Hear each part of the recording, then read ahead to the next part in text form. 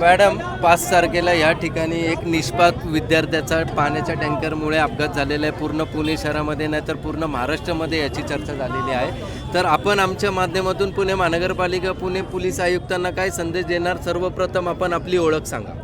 मी Jaymala ढानकीकर, social activist, Bharatiya Janata party. Actually कालची जी ही घटना झालेली आहे, हा निष्पाप जीव गेलेला आहे. हे अतिशय हृदयद्रावक गोष्ट आहे आणि अतिशय पूर्ण महाराष्ट्रालाच हादरवणारी गोष्ट आहे. हा मुलगा हा स्टुडंट होता. हा एक नॅशनल चॅम्पियन होता. फुटबॉलमध्ये नॅशनल चॅम्पियनशिप होती त्याच्याकडे. आणि एवढा होणार मुलगा, आईवडिलांचा एकुलता एक मुलगा, हा या रस्त्यावर टँकरवाल्याच्या चुकीमुळे गेलेला आहे. टँकरवाले इकडे काय ड्रिंक करून गाड्या चालवतात आणि त्याच्यावर कुणाचंच लक्ष नाही आहे. मागच्या 1.5 वर्षापासून आम्ही लोक सतत प्रयत्न करतो आहे. मुख्यमंत्री कार्यालय, नगरविकास विभाग, commissioner, police commissioner, DIG, DGP सर्वांना आम्ही लेटर्स दिलेले आहेत की या टँकर्सचे व्हेरिफिकेशन तुम्ही करून घ्या, टँकर्सवाल्यांचे व्हेरिफिकेशन करा.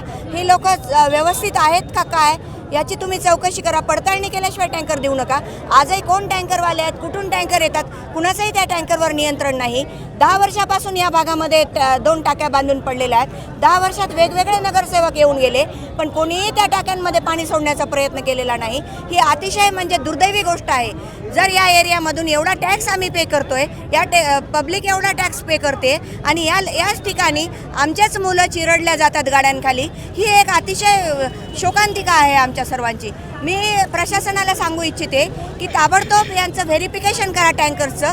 इलिगल टँकर्स ताबडतोब थांबवा आणि जे लिगल टँकर्स आहेत त्यांच्या किती ट्रिप दिवसातून होतात, त्यांना किती परवानगी दिलेली आहे, त्यांचे ड्रायव्हर खरोखर ओके आहेत का, त्यांच्यावर कोणते गुन्हे तर नाहीत ना ऑलरेडी दाखल झालेले, त्यांचं ड्रायव्हिंग काय आहे, या सर्वांची चौकशी मी RTOला देखील यामध्ये पत्र दिलेलं होतं. RTOने सुद्धा या ठिकाणी इंटरेस्ट घेतला पाहिजे.